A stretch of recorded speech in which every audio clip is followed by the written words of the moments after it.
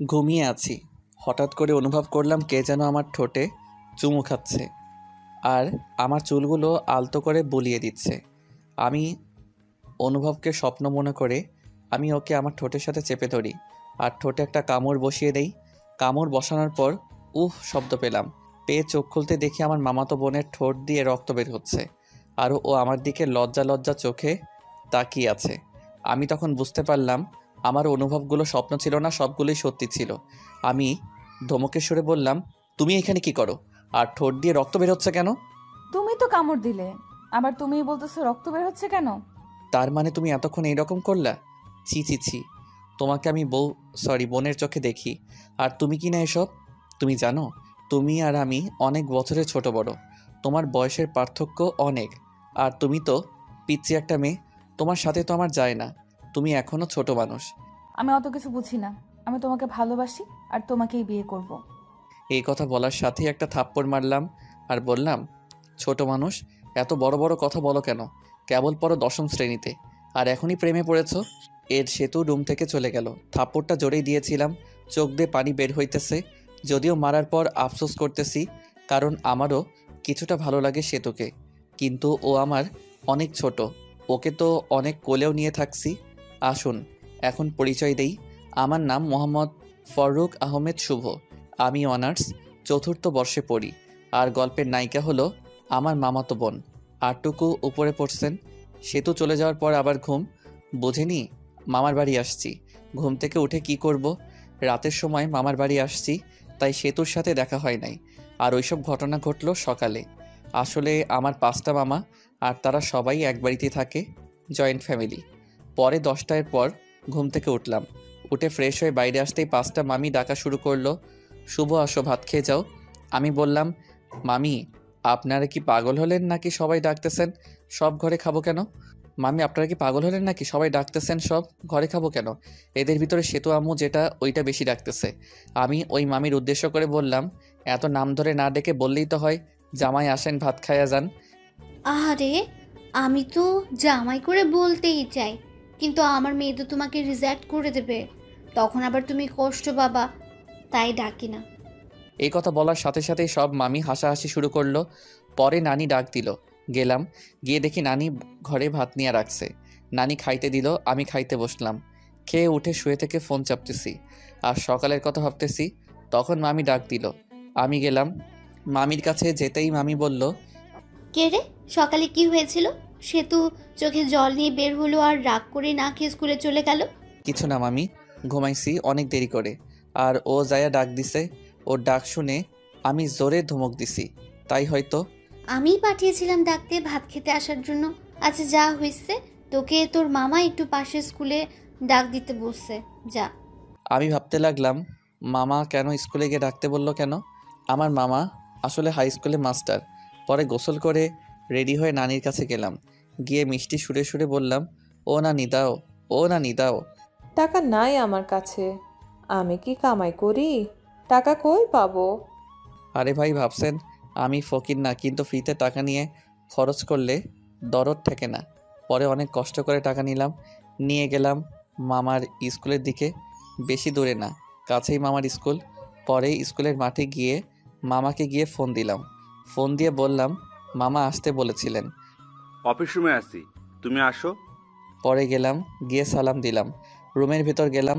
মামা বলেন, একটা কাজ করে দিবা আমার হয়ে? এইরকমভাবে বলছেন কেন? কাজ দেন, একটা 10টা করে দিব। তুমি তো জানো আমার মেয়ের রাগ কীরকম। সেতুকে বলেছিলাম ওকে আজকে শপিং করিয়ে দিব, কিন্তু স্কুলের একটা কাজের জন্য নিয়ে যেতে পারবো না। তুমি একটু শপিং করিয়ে নিয়ে আসো। ঠিক আছে মামা। মনে মনে আমার টাকার 12টা বাজবে আজকে। এই নাও টাকা। লাগবে না মামা, আছে আমার কাছে। যেভাবে নিচ্ছি ওইভাবে নাও, কথা বলো কেন? বাইরে মনে সেতু আছে, ডেকে শপিংয়ের কথা বলো, চলে যাবে।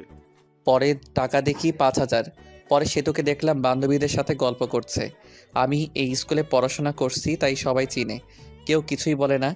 সরাসরি সেতুর কাছে গিয়ে ডাক দিলাম। প্রথম ডাক দেওয়ার পর শুনলো না। পরে বললাম, মামা টাকা দিয়েছে তোমাকে শপিংয়ে নিয়ে যাওয়ার জন্য, না গেলে থাক, টাকা মেরে দিব। আর কম দামি ড্রেস এনে বলবো এটা কিনেছে। আমি এসব বলছি আর সেতুর বান্ধবীগুলো আমার দিকে হাঁ করে তাকিয়ে আছে। পরে সেতু ওর বান্ধবীদের দিকে লক্ষ্য করে দেখলো যে সবাই হাঁ করে তাকিয়ে আছে আমার দিকে। এটা দেখে সেতু রেগে ওর বান্ধবীদেরকে বলল, ওভাবে দেখে লাভ নাই, ওই চিকনা শুধু আমার, ওর আমার বিয়ে ঠিক হয়েছে। বিয়ের কথা শুনে সেতুর বান্ধবী বলল, আমি তো ভাইয়ার সাথে কালকেও কথা বলছি, ভাইয়া তো বললো বিয়ের জন্য পাত্রী খোঁজা হচ্ছে। আরে তোমাকে বলছি মানে, আর তোমাকে তো আমি চিনি না। ভাই আমার আইডির নাম হলো মিয়া, আমি মন্দ না। ও তুমি সেই মেয়ে? তোমার সাথে বলার সময় ভেবেছিলাম তুমি হয়তো সুন্দরী না, কিন্তু এখন দেখে মনে হচ্ছে আসমান থেকে পরী নেমে এসেছে। এটা বলে সেতুর দিকে তাকাতেই দেখি সেতু আমার উপর রাগে কটমট করছে। মনে হইতেছে আজ তো খেয়ে ফেলবে। ভাইয়া ওইভাবে বলিয়েন না, লজ্জা লাগে। এটা বলার সাথে সাথেই সেতুর যত রাগ আমার উপর উঠেছিল, সব রাগ ওই মেয়েটার উপর যারার জন্য। ইতি দাঁড়া, তোর রাগ ছুটাইতেছি। এটা বলে গিয়ে ইতিকি স্কুল ব্যাগ দিয়ে বাড়ি শুরু করলো আর বলল, শালা, তুই আর আমার হবু স্বামীকে মেসেজ দিবি না, যদি দেস তাহলে তোর 24টা বাজাবো। তুই আর আজে বাজে মেয়ের সাথে মেসেজ রিপ্লাই দিবি না, আর ব্লক করে দিবি। আমি নিশ্চুপ হয়ে শুনলাম। আর কিছু বললে আমাকেই ব্যাগ দিয়ে বাড়ি শুরু করতো। স্কুল থেকে সরাসরি শপিং মলের দিকে রওনা দিলাম। স্কুল থেকে বের হয়ে অটো ডাকলাম। অটোতে যাবা না, রিক্সা করে যাবা। তুমি রিক্সা ডাকো। রিকশায় গেলে শরীরের সাথে সাথে শরীর লাগবে, আর মানুষ দেখলে প্রবলেম হতে পারে। আমরা প্রেম করি, তাই এক রিক্সাতে যেতেই পারি। লোকে কি বলে বলুক, তাতে আমার যায় আসে না। পাগল হয়েছ নাকি? আমরা প্রেম করলাম কবে? আচ্ছা বাদ দাও ওসব, রিক্সা ডাকো, শপিং করতে যাব। পরে বাধ্য হয়ে রিকশা নিয়ে শপিংয়ের উদ্দেশ্যে বের হলাম। রিকশায় অনেক বিরক্ত ফিল হচ্ছে, কারণ সেতু আমার শপিং মলে যাওয়ার আগ পর্যন্ত রিকশার ভিতর আমার হাত ধরেছিল। মনে হইতেছে স্বামী স্ত্রী যাচ্ছি। পরে শপিং মলে ঢুকে এটা কেনে ওটা কিনে, কেনার কোনো শেষ নাই। মামা টাকা দিছিল 5,000, আর কিনতে মোট খরচ হলো 7,000। 2,000 টাকা পকেট থেকে গেল। টাকার জন্য মনটা খারাপ হয়ে গেল। ভাই রে ভাই, মেয়েদের নিয়ে কখনো শপিং করতে যাইস না, জীবন তেনা তেনা বানাই ফেলাই দেয়। শপিং করা শেষ হলে বাড়ির উদ্দেশ্যে রওনা দিলাম। শপিং করতে করতে 3টা বেজে গিয়েছিল। টাইমের দিকে খেয়াল ছিল না, ক্ষুধাও লাগছে, তাই ভাবলাম রেস্টুরেন্টে যায়া কিছু খেয়ে নেই। সেতুকে বললাম, সেতু রাজি হয়ে গিয়েছে। দুজন খেতে গেলাম। রেস্টুরেন্টে ঢোকার সাথেই কে যেন মেইলি কণ্ঠে শুভ কইয়া ডাক দিল। আমি এদিক ওদিক তাকাতেই দেখি কেউ নাই। তখনই আমার সামনে ডাক আসতেছে, কিন্তু চিনতে পারছি না, মুখটাও ভালো করে দেখা যাচ্ছে না। একটু এগিয়ে গিয়ে দেখি আমির প্রাইমারি এবং হাই স্কুলে বান্ধবী জুলেখা। আমি জুলেখাকে দেখে অনেক খুশি হয়ে গেলাম। পরে ভালো মন্দ জিজ্ঞেস করলাম, কৌশল বিনিময় করলাম। পরে আমি জুলেখার পাশেই বসলাম, আর সেতুকে জুলেখার বান্ধবীর পাশে বসতে বললাম। কিন্তু সেতু দাঁড়িয়ে আছে, তাও আবার রাগী দৃষ্টিতে। কি হলো বস? কে রে মেয়েটা? আমার মামা তো। আর বলতে পারলাম না। আমি ওর হবু বউ, আর এখন ওর প্রেমিকা। আর আপু, আপনি আপনার বান্ধবীর পাশে বসুন, আমি আর উনি একসাথে বসবো। আপনার সাথে বসলে আমার ভালো লাগবে না। উঠুন, উঠে এই পাশে আসুন। অনেক মানুষ, কিছুই বলতে পারছি না, তাই সেতুর কথা মতোই চলতে লাগলাম। আমি আর সেতু বসলাম এবং জুলেখা আর ওর বান্ধবী বসলো। খাবারের অর্ডার দিল। খাবার আসতেই সেতু উঠে হাত মুখ ধুইতে গেল। কে রে, কবে থেকে শুরু করলি? আরে ওসব কিছুই না, আমার মামাতো বোন আমাকে অনেক ভালোবাসে, তাই এই রকম করে। সামথিং সামথিং মামা। এর মধ্যে সেতু চলে এসেছে, তাই চুপ হয়ে গেলাম। টেবিলে খাবার দিয়ে গেছে, খাবার খাওয়া শুরু করলাম। খাবার খেতে খেতে জুলেখা সেতুকে জ্বালানোর জন্য বলতে লাগলো, শুভ, তুই তো অনেক শুকিয়ে গেছিস, আয় তোকে খাওয়াই দিই। স্কুলে থাকতে তো অনেক খাওয়াই দিয়েছি, হাই স্কুল পাশ করে চলে গেলি, আর খাওয়াই দিতে পারি নাই। কি বলিস এসব? তুই কবে খাওয়াই দিলি? মিথ্যা বলিস কেন? একটা চোখ মেরে জুলেখা বলল, আর গার্লফ্রেন্ডের সামনে অত বোকার শাস্তি হবে না। সেতু আমার দিকে অগ্নি দৃষ্টিতে তাকিয়ে আছে, মানুষের জন্য কিছু বলতে পারছে না। এই উঠ, আর খেতে হবে না, অনেক খেয়েছিস, চল বাড়ি চলে যাব। খাওয়া তো হয় নাই, এখনই যাব মানে? যাবে কিনা বলো, না গেলে ফুফু আম্মুকে বলে দিব তুমি শুধু মেয়েদের সাথে মিস আর মেয়েদের সাথেই করো। আমি বুঝতে পারছি, চলো খেতে হবে না। ওঠার আগে সেতু জুলেখাকে বলল, টাকাটা দিয়ে দিয়েন। জুলেখা শুধু তাকিয়ে তাকিয়ে দেখছে। পরে রেস্টুরেন্ট থেকে চলে এসে রিক্সা নিয়ে বাড়ির দিকে রওনা দিলাম। রিক্সায় ওঠার সাথে সাথেই সেতু বলল, তুমি তো লুচু কেন? আমি লুচ্চা মানে? কি লুচ্চামি করছি তোমার সাথে? হ্যাঁ, সকালে এত জোরে কিস করছো যে আমার ঠোঁটটাই কেটে গেছে। আবির ওই মেয়ে নাকি তোমাকে ভাত খাওয়াই দিছে? সি সি, আমরা তো পড়ি, কাউকে তো কিছুই খাওয়াই দেই না। তুমি ছোট থাকতেই খাওয়াই দিছে, এখন অনেক বড় হয়েছো, এখন মনে হয় অনেক কিছু খাও মেয়েদের কাছ থেকে। আর আমি তো আগেই মেয়েদের সাথে কথা বলি নাই, আর এখন মেয়েটা কি খাওয়াবে? হ্যাঁ, মিথ্যা বলো কেন? জুলেখা তো আমার সামনেই বলল। মিথ্যা বলছে জুলেখা? আরও সে তো অনেক কথাই বলল। বলতে বলতে বাড়িতে এসে গেছি, পরে ভাড়া দিয়ে দিলাম। বাড়িতে এসে ফ্রেশ হয়ে একটু বসে আছি আর ভাবছি আমার টাকা গেল 2050 টাকা। সে তো কি মামাকে বলে টাকাটা দিয়ে যাবে? 50 টাকা না দিলেও চলবে, কিন্তু আর বাকি টাকা দিলে ভালো হতো। আরে ভাই, ভাবছেন এত টাকার চিন্তা করছি কেন? আসলে আমি মধ্যবিত্ত ফ্যামিলি থেকে বড় হইতেছি, কিন্তু আমার নানা অনেক ধনী ব্যক্তি, সেই সুবাদে মামাদেরও অনেক টাকা। যারা মধ্যবিত্ত ফ্যামিলি থেকে বড় হইতেছেন তারা জানেন মধ্যবিত্তদের টাকাটা কি। মধ্যবিত্ত ছেলেদের 1 টাকা খরচ করলেও হিসাব করে করতে হয়। এসব ভাবতেছি, তখনই এসে বলল, কে রে, তোর মন খারাপ নাকি? না নানি, এমনিই বসে আছি। এই বলে নানি চলে গেল। তখনই সেতু আসলো আর বলল, আম্মু তোমাকে ডাকে। আমি গেলাম, যে মামিকে ডাকলাম, ও মামি। মামি রুমের ভেতর আয়। রুমের ভিতরে যেতেই মামি দেখি টেবিলের উপর নাস্তা রান্না করে রেখেছে, কাউনের চাউল দিয়ে। মামি ডাকলেন বলে সেতু বলল, তোমার জন্য কাউনের চাল দিয়ে নাস্তা রান্না করেছে, বসে বসে খা। আমিও খেতে বসলাম। কাউনের চাউলের নাস্তা খেতে অনেক টেস্ট। আপনারা কেউ খাইছেন কাউনের নাস্তা? খাইতে খাইতে বললাম, সেতু খাইছে। না, খাই নাই, কই মনে হয় গেল ঘুরতে, এসে খাবে বললো। খেয়ে উঠে আমিও মামাতো ভাইয়ের সাথে ঘুরতে গেলাম। যে নানির বাড়ি গেলেই ওই মামাতো ভাইয়ের সাথে ঘুরি। ঘোরাঘুরি, বাড়ি ফিরে অন্য মামির ঘরে খাবার খেলাম, খেয়ে নানির ঘরে আসলাম। এসে শুয়ে ফোন চাপতেছি। কিছুক্ষণ সময় যাওয়ার পর মামারা সবাই এসে পড়েছে। মামারা সবাই নানির ঘরে এসে গল্পগুজব করে। নানির বয়স হয়ে গেছে আর নানু ভাইও মারা গেছে, তাই আর কি। মামিরাও আসে, সবাই অনেকক্ষণ গল্প করে। ওই দিনও গল্প করতেছি, তখনই সেতু এসে বলল, ভাইয়া তোমার ফোনটা দাও তো। মামা মামি সবাই বসে আছে, তাই ফোন দিয়ে দিলাম। কিছু না বলে আমরা গল্প করতেছি। সেতু তো মোবাইল পেয়ে প্রথমে ঢুকলো, মেসেজে ঢুকে দেখে অনেক মেয়ে মেসেজ দিছে। মেসেজ দেওয়ার অবশ্য কারণ আছে, ওটা বলবো না। এর মধ্যে দেখতে পেল সেতুর এই আইডি থেকে মেসেজ আসছে, ভাইয়া খাবার খাইছেন? আমি তো আপনার প্রেমে পড়ে গেছি। সেতু সিন করলো, কিন্তু কোনো রিপ্লাই দিল না। মেসেজ সিন করা দেখে আবার মেসেজ দিল, কি হলো ভাই? চুপ থাকা মানে কি আমি বুঝে নিব আপনিও আমাকে ভালোবাসেন? সেতু রিপ্লাই দিল আমি হয়ে। সেতুর বান্ধবীর নাম সীমা। কিন্তু আমি তো আমার মামাতো বোনকে ভালোবাসি। ভাইয়া, সেতুর তো বয়ফ্রেন্ড আছে, তাও একটা না অনেকগুলো, যেগুলো হিসাব করে শেষ করা যাবে না। এই কথা শুনে সেতুর রাগ তো চরম পর্যায়ে চলে গেছে। আচ্ছা, আমি কে তুমি তো জানো না, আমি তোমার ভাবি। মানে? সেতু অমনি ভিডিও কল দেয়, আর ওই দিক থেকে সীমা ধরে।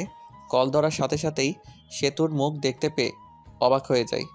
ওই শালা, আমার অনেকগুলো বয়ফ্রেন্ড আমার, তাই না? না মানে এমনি বলছি। এখন থেকে আর মেসেজ দিবি না।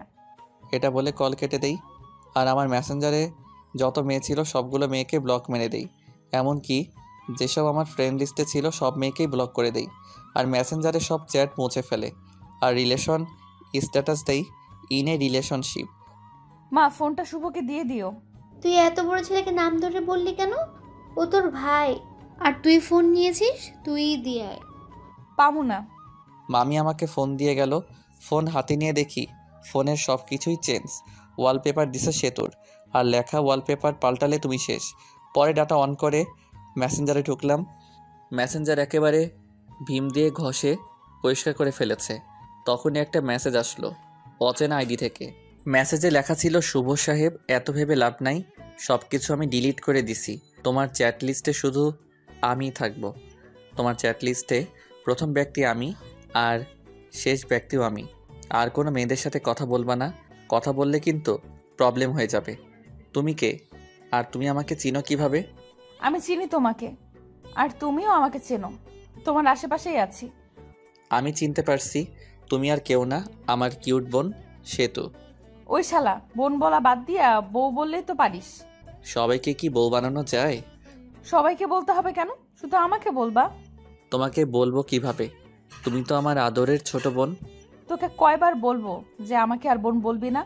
এরপরে বোন বললে তোর 12টা বাজিয়ে দিব। আচ্ছা বাদ দাও, অনেক রাত হয়েছে, ঘুমিয়ে পড়ো। ওকে।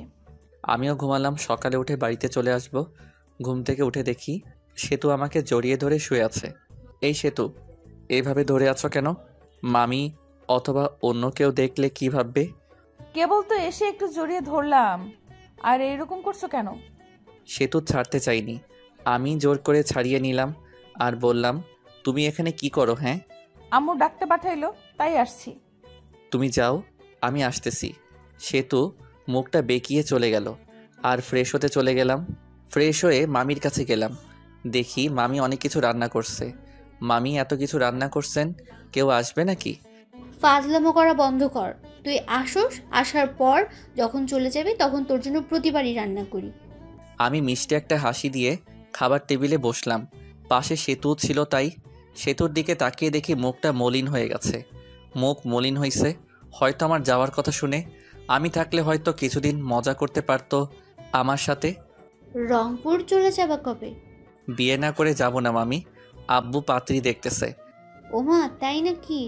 চোখের সামনে পাত্রী থাকতে আবার পাত্রী খোঁজা লাগে? কিরে সেতু, মনে মনে কি বলিস? আসলেই বিয়ে করবা? আপনিও না মামি, বিয়ে করলে আপনারা জানবেন তো।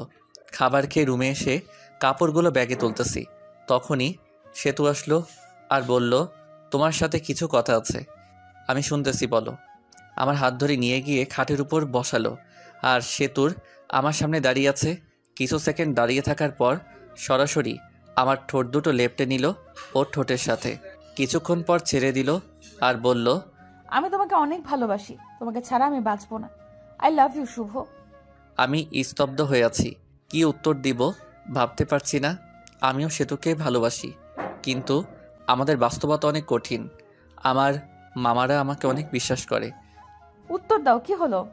সেতু, তুমি পাগলামি করছো কেন? তোমার আমাদের সাথে যায় না, আর আমাদের সম্পর্ক কেউ মেনে নেবে না।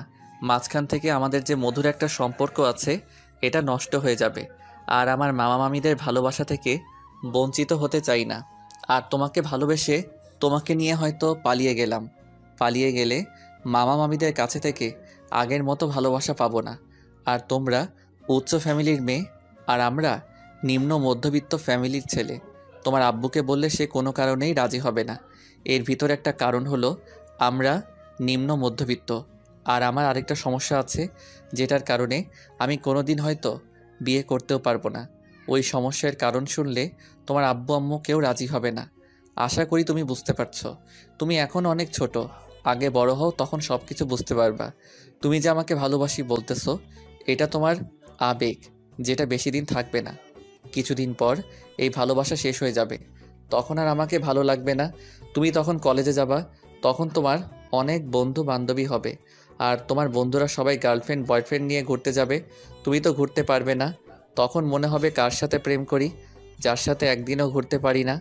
কলেজে যাবা, আমার থেকে অনেক সুন্দর সুন্দর ছেলে দেখতে পাবা, আর তোমাকে প্রপোজ করবে কারণ তুমি অনেক সুন্দর। আর ওই প্রপোজ পেয়ে মনে মনে বলবা, কত সুন্দর সুন্দর ছেলে প্রপোজ করে, আর আমি কিনা পড়ে আছি শ্যামলা একটা ছেলের কাছে। তখন আর আমাকে ভালো লাগবে না, আমাকে তোমার বোরিং মনে হবে। এই শোনো, আমি আর এখন ছোট নাই। আমি সামনে এসএসসি পরীক্ষা দিব, আর যারা 10ম শ্রেণীতে পড়ে তারা ছোট হয় না। আমি বড় হয়েছি, আর আমি সব কিছুই বুঝি। আর তোমাকে আমি সত্যিই ভালোবাসি। এই ভালোবাসা কোনো আবেগ না। আমি তোমাকে 9ম শ্রেণী থেকে ভালোবাসি। I really love you. এটা কখনো সম্ভব না। কেন সম্ভব না বলো? আমার অনেক বড় একটা প্রবলেম আছে। কি সমস্যা আমাকে বলো, আমি সব রকম সমস্যায় মেনে নিব। তোমার মতো কত মেয়ে বলল, শুভ তোমার সমস্যা থাকলেও আমি তোমাকে ভালোবাসবো, আর শোনার পর সবাই চলে গেল। আমি যাব না, বলো। আর একটু বড় হও, তখন বলবো। ভালো থেকো। আবার মনে হয় কবে আসি না আসি, দেখা হয় না হয়। এই বলে ঘর থেকে বের হয়ে আসি আর চলে যাই নানির কাছে। সব মামা মামির সাথে দেখা করে বিদায় নিয়ে আসলাম। সেতুকে একবার ভালো করে দেখলাম, দেখি সেতুর চোখে জল এসে পড়েছে। পরে আমি বাড়িতে এসে সেতুর সাথে ঘটনাগুলো সব বলি, শুধু কিসের কথা বাদ দিয়ে। আসলে আমি আর আম্মু ফ্রেন্ডের মতো। আমি ছোট থেকে আম্মুর সাথে শেয়ার করি। পরে কিছুদিন পর রংপুর ভার্সিটিতে চলে যাই। এর মাঝে সেতুর সাথে অনেক কথা, ভালো মন্দ এগুলোই জিজ্ঞেস করা হয়েছে। একদিন ভার্সিটিতে গিয়ে একটা মেয়ে বন্ধুর সাথে সেলফি তুলি আর ফেসবুকে পোস্ট করি। সেই পোস্ট সেতু দেখে ইনবক্স মাথায় তুলে ফেলে। ওই মেয়েটি কে? আমার বান্ধবী। বান্ধবী তাই কি হয়েছে? হ্যাঁ, ওইরকম ভাবে কাছাকাছি বসে সেলফি তোলা লাগবো নাকি? আমি তোমাকে কোনো মেয়ের সাথে সহ্য করতে পারি না। এরপর যদি আবার মেয়েদের সাথে সেলফি তুলো তাহলে আমি কিছু করে ফেলবো আর দোষ দিব তোমার। আচ্ছা ঠিক আছে, বলবো না। আমার অনার্সে পরীক্ষা দেই আর সেতু এসএসসি পরীক্ষা দেয়। সেতুর সাথে আমার অনেক কথা হয় 1 বছর। বলতে পারেন জিএফ বিএফ যেরকম করে কথা বলে আমরাও সেরকমভাবেই কথা বলি। 1 বছর সেতু আমার কাছে অনেকবার শুনতে চাইছে আমার প্রবলেম, কিন্তু আমি বলি নাই। এখন আমি চাকরি খুঁজছি আর সেতু ইন্টারে পড়ে। সেদিন শুধু জিজ্ঞেস করে, তোমার সমস্যাটা বলো। আমারও ধৈর্যের বাঁধ ভেঙে যায় আর আমি বলি আমি কোনোদিন বাবা হতে পারবো না। একটা অ্যাক্সিডেন্টে সমস্যা হয় আর ডাক্তার বলে আমি আর বাবা হতে পারবো না। সে তো শুধু মেসেজ সিন করলো আর হার্ট একটা ইমোজি দিল, পরে অফলাইনে চলে গেল। আমি অবশ্য জানি কেন চলে গেল। আমার যে সমস্যা এটা জেনে কোনো মেয়ে বিয়ে করবে না, আর বিয়ে করবেই বা কেন? আমি কোনোদিন তাকে মা ডাক শোনাতে পারবো না। এই যে সমস্যার কথা বললাম এখানেও কিছু কারণ আছে। গল্পে থাকুন, জানতে পারবেন। গল্পের ভিতর টুইস্ট আনতে চাইতেছি। সেদিন সমস্যা বলার পর সেতু 3 দিন অনলাইনে আসে নাই। আমি ওকে মিস করতেছি অনেক। সেতু আমাকে অনেক কেয়ার করত, অনেক শাসন করত। তার দেওয়া মেসেজগুলো মিস করতেছি। 3 দিন পর অফলাইন আসলো। সেতুর নামের পাশে সবুজ বাতিটা জ্বলে উঠল। আমি একটা মেসেজ দিলাম, কেমন আছো? ভালো। বাড়ির সবাই কেমন আছে? ভালো। ভালো থেকো। হুম। পরে আর মেসেজ দিলাম না, একটু মনে মনে হাসলাম। হায় রে আবেগ, আগে কত কথা বলতো, এখন আর কথাই বলে না। মেসেজ তো দেয়ই না, আবার বলছে তোমাকে অনেক ভালোবাসি। সেতুর ভালোবাসা ছিল আবেগ, আর এই ভালোবাসার সমস্যার কথা শুনে জানালা দিয়ে পালালো। আর বলতো সমস্যা আছে তাই কি, অমনি ভালোবাসবো। আপনারা ভাবছেন হয়তো আমি কষ্ট পাচ্ছি না। আসলেই আমার কষ্ট হচ্ছে না। আজকে নতুনভাবে কেউ কথা বলা বাদ দেয়নি। অনেকে এরকমভাবে বলতো ভালোবাসি, কিন্তু সমস্যার কথা বলতেই কথা বলা বন্ধ করে দিছে। যদিও অন্য মেয়েদের থেকে সেতুর ব্যাপারটা একটু আলাদা, কারণ সেতুকে আমি ভালোবাসি। আর ভালোবাসাও না ভালো লাগা, এই আর কি। সেতুকে মিস করি, তার মেসেজগুলো মিস করি, এটাই, তাছাড়া আর কিছুই না। এখন আস্তে আস্তে সেতুকে ভুলে যাব, তার দেওয়া মেসেজগুলো আর মিস করব না। আমার একটা চাকরি হয়ে গেছে, এখন আর আমি বেকার নাই। কিছুদিন পর শুনতে পেলাম সেতুর বিয়ে ঠিক হয়েছে একটা এমবিবিএস ডাক্তারের সাথে। শুনে ভালোই লাগলো। বিয়ের দিন তারিখ ঠিক হয়েছে। বিয়ের 7 দিন আগে থেকেই সব মামা মামি নানি সবাই ফোন দিয়ে বলতেছে তাড়াতাড়ি আসতে। আর বলবেই না কেন, 5 মামার একমাত্র ভাগিনা, অনেক আদরের। আর আমি ছোটবেলায় মামার বাড়ি বেশি থাকছি, কিন্তু এটা ওটা বলে বলি বিয়েতে যাইতে পারবো না। আসলে বিয়েতে যাইয়া সেতুর সামনে যাইতে শরম করবে, আর শরমের কারণটা আপনারা ফিল করতে পারবেন। সেতুর বিয়েতে আসতে আব্বু আম্মু আসতে বলেছে, কিন্তু না করে দিছি। আম্মু আসার জন্য জোর করে নাই, জোর করলে আসতেই হতো, কারণ আম্মু উপরে কথাগুলো সব জানে। আমার জীবনে সব ঘটনা আম্মুর সাথে শেয়ার করি। বিয়ের 4 দিন আগে সেতু মেসেজ দিছে, ভাইয়া বিয়ে আসবে না কেন? আসলে 1 বছর কথা বলার পর তোমাকে ভালোবেসে ফেলেছিলাম, আর তুমি মাঝপথে ছাইড়া দিলে। সব কিছুই সম্ভব, কিন্তু নিজের চোখের সামনে ভালোবাসা দেখা সম্ভব না। আপনাকে দিয়ে যদি আমি মা হতে না পারি তাহলে বিয়ে করে লাভ কি? আপনাকে তো কেউ বিয়ে করবে না। আমি আর কিছু না বলে হাসির একটা ইমোজি দিয়ে অফলাইন চলে গেলাম। বিয়ের 2 দিন আগে রুমে বসে আছি বললে ভুল হবে, অফিসের জন্য রেডি হচ্ছি। তখন দেখি মামা আমার দরজার সামনে দাঁড়িয়ে আছে। আমি সালাম দিয়ে বললাম, আরে মামা, কখন আসলেন? এই জায়গায় বসেন। আমি বসতে আসিনি, তোমাকে নিতে এসেছি, চলো। মামা, নতুন নতুন অফিসে জয়েন করছি, আর ছুটি দিবে না, আর এমনি গেলে চাকরি থাকবে। তোমাকে কি কেউ কিছু বলেছে?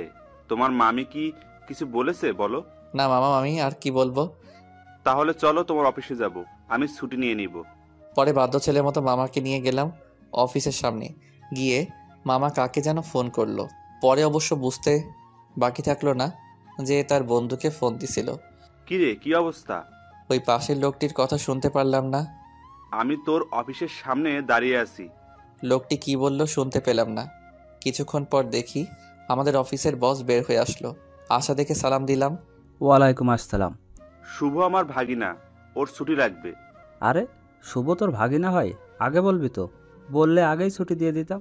শুভ ছুটি চাইছিল কিন্তু দেই নাই, আরও বকা দিছি। এখন তো জানলি, ছুটি দিবি নাকি চলে যাব আমি?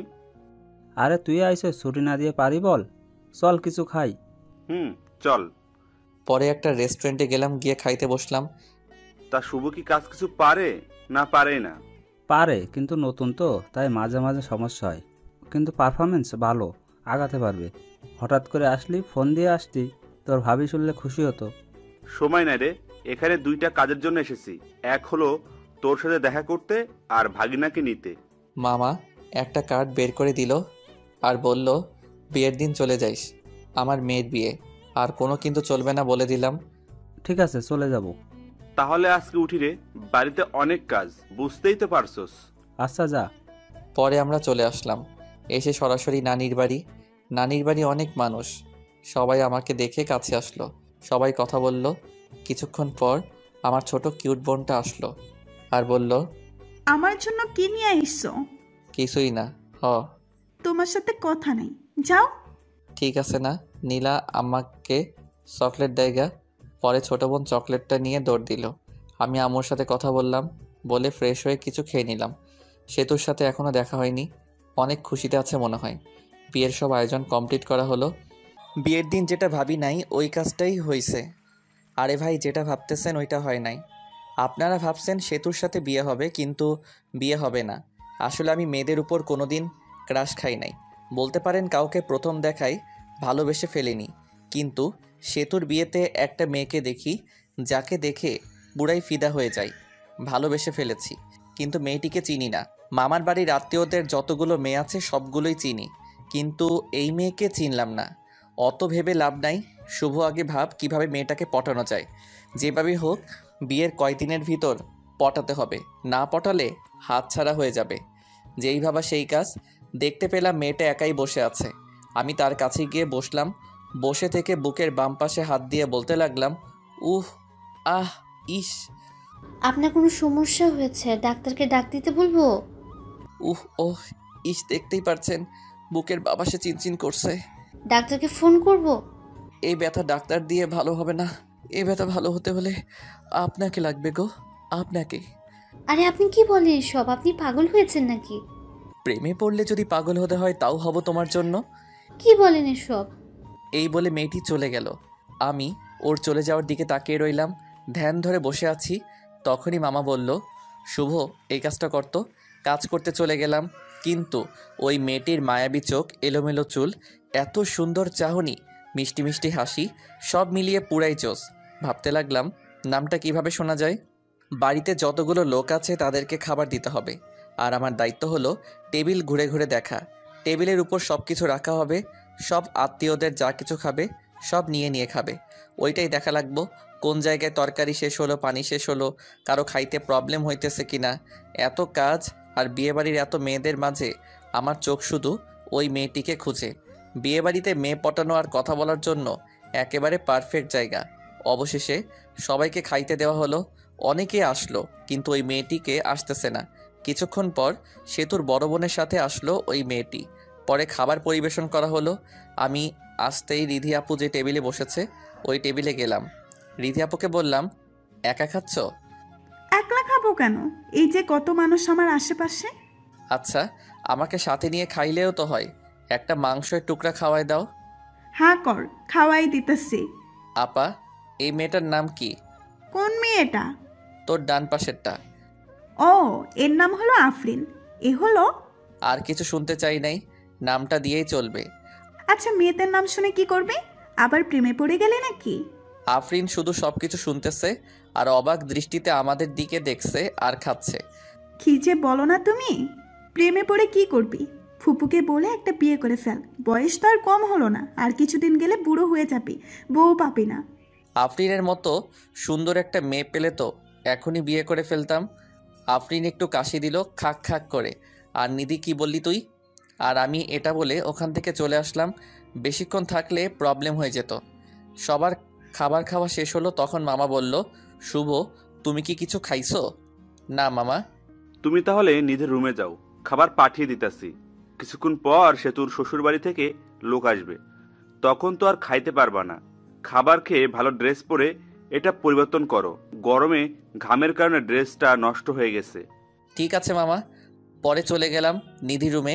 গিয়ে দেখি নিধি, আফরিন আরও কয়েকটা মেয়ে বসে থেকে ফোন চাপছে।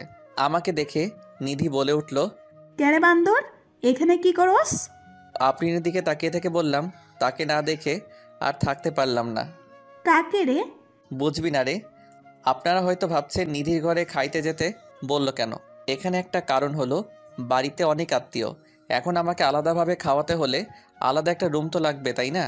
তখনই মামা খাবারের প্লেট নিয়ে ঢুকলো আর আমি টেবিলে বসে পড়লাম। মামা নিধিকে দেখতে পেয়ে বলল, তুই শুভকে তুলে তুলে দিস, শুভ তো তুলে নিয়ে খায় না। ওকে চাচ্ছু? সবার সামনে রেখে তরকারির বাটি, ভাতের বাটি আর যা কিছু আয়োজন করছিল সব খাইতে বসছি। তখন ছোট মামি এসে বলল, শুভ, ভাত নেও, তরকারি নাও। এমনকি মামি তুলে দিল। আমিও খাইতে লাগলাম। ছোট মামি চলে গেল, মেজো মামি আসলো, মেজো মামিও এসে তরকারি দিল, ভাত দিল, আমিও নিলাম। পেট ভরে গেছে। মেজো মামি চলে যাওয়ার পর আসলো সেতুর আম্মু, এসে বলল, তরকারি নাও। আমি বললাম নিব না, তবু জোর করে দিল। এদিক দিয়ে তো আমার অবস্থা খারাপ। পরে সেজো মামি এসে আরও দিয়ে গেল। আমার পেটে তো ঢুকে না। পিছনে তাকিয়ে দেখি নিধি আর ওর সাথে বসে থাকা মেয়েগুলো হাসতেছে। আর কাটা গায়ে নুনের চিটা দেওয়ার জন্য নিধি এসে বলল, চামচ দিয়ে মাংস প্লেটে দিয়ে বলল, এই নিয়ে খা, বেশি করে খাওয়া। আমার অনেক রাগ উঠে গেল, মনটাই চাইতেছে ধরে পিটাই। প্লেটে মাংস দিয়ে নিধি পাশের চেয়ারে বসলো আর ওর সাথে মেয়েগুলোকে ডাক দিল। আই, আমরা সবাই ওর পাশে বসে থাকি, যাতে ও খাওয়া বাদ দিয়ে পালাতে না পারে। ব্যাককেল মেয়েগুলো সবাই পাশে এসে বসলো, সাথে আফরিন সহ। আফরিন মনে মনে বলতেছে, আমাকে অনেক জ্বালাইছস, এখন একটু প্রতিশোধ নেই।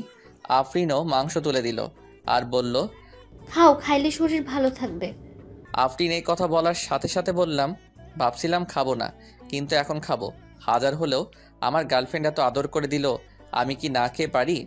আফরিন তো রাগে ফায়ার, আর বাকি মেয়েগুলো হাসতেছে। এর মধ্যেই নিধির একটা কল আসে, আর একটু দূরে যাই কথা বলার জন্য। তখনই আফরিন আবার মাংস দেয় রাগ করে। আদর করে দিছি, খা, না খেয়ে উঠতে পারবি না। এবার দেওয়া দেখে রাগ উঠে গেল। এত খাবার খাওয়া যায় নাকি? রাগ ওঠার কারণে মাংসের ঝোল ঠোঁট দিয়ে ভরিয়ে নিলাম আর আফরিনের অপ্রস্তুত অবস্থায় সরাসরি লিপ কিস করি। লিপ কিস করেই দৌড়। পরে আর আফরিনের সামনে যাইনি। কিছুক্ষণ পর সেতু শ্বশুরবাড়ির লোক আসবে, সেই জন্য সব কিছু আরও সুন্দর করে সাজানো হলো। কিন্তু যেই সময় এই সেতু শ্বশুরবাড়ির লোকজন আসার কথা ছিল, ওই সময় পার হয়ে যাচ্ছে, কিন্তু কেউ আসছে না। তখন মামা কল করে ঘটকের কাছে। ঘটক মনে হয় কী বলল, তা শুনে মামা চোখে পানি এসে পড়েছে এবং মামা মাথায় হাত দিয়ে বসে পড়ল। পরে আমি আরও মামা এগিয়ে গেলাম, গিয়ে জিজ্ঞেস করলাম কি হয়েছে। মামা যা বলল তাতে তো আমার হুঁশ উড়ে যাওয়ার মতো অবস্থা। কথা হলো, সেতুর যার সাথে বিয়ে হওয়ার কথা ছিল সে নাকি অন্য মেয়েকে নিয়ে পালিয়ে গেছে। বাকি মামারা ওই মামাকে সান্ত্বনা দেওয়ার জন্য বলল, চিন্তা করিস না, আমরা তো আছি। সেতুর আব্বু উঠে আমার দিকে তাকালো আর বাকি মামারাও আমার দিকে তাকালো। তারপর মামারা কি মনে হয় চোকাচোকি করে চলে গেল আমার বাপের কাছে। আব্বুকে কি যেন বলল, আব্বুও হ্যাঁ হু করলো। পরে আম্মুর কাছে গিয়ে ওই কথাগুলোই বলল। পরে আম্মু আমার কাছে আসলো আর বলল সেতুকে বিয়ে করতে, কিন্তু আম্মু সেতু তো আমাকে পছন্দ করে না। তখনই আমার মামারা এসে পড়লো আর বলতে লাগলো, শুভ না করিও না, বুঝতেই তো পারছো। পরে আমিও রাজি হয়ে গেলাম। বর সেজে গিয়ে মণ্ডপে বসে পড়লাম। বিয়ে পড়ানো শেষ হলো, বর কনে একসাথে করে মিষ্টি করানো হলো। একটু আর চোখে আফরিনকে দেখলাম, দেখে আফরিন মনটা খারাপ করে আছে। হয়তো আফরিনও ভালোবেসে ফেলেছিল আমাকে। যার কপালে যার নাম লেখা থাকে ঘুরে ফিরে সেই জীবনসঙ্গী হয়। পরে বিদায় নিয়ে চলে আসলাম আমার বাড়ি। আগে ফোন দিয়ে বলা হয়েছে ঘর সাজানোর, তাই ঘর সাজিয়ে রেখেছে। এসে বউ আগে ঢুকানো হলো। কিছুক্ষণ পর আমি গেলাম, দেখি সেতু ঘোমটা দিয়ে বসে আছে। আমি গিয়ে একটু কাশি দিলাম, সেতু বসেই আছে। কোনো সারা শব্দ না পেয়ে আমি গিয়ে সেতুর ঘোমটাটা তুললাম। তখন সেতু বলল, আপনার লজ্জা করে না হাঁটুর বয়সী মামাতো বোনকে বিয়ে করতে? আমি শক খেয়ে গেলাম। যখন প্রেম করতে চেয়েছিলে তখন এই কথাটা কোথায় ছিল? আর তোমাকে বিয়ে করতে চাইনি, তোমার বাপেই বিয়ে করাই দিছে। আচ্ছা বলেন তো, আপনাকে বিয়ে করে লাভটা কি? আর আপনার সাথে থাকা আর কোলবালিশের সাথে থাকা একই কথা। আপনি তো কোনোদিন বাবা হতে পারবেন না। আমি কি ইচ্ছে করে এই রোগে আক্রান্ত হয়েছি? আল্লাহ এরকম চাইছে তাই আমি বাবা হইতে পারবো না।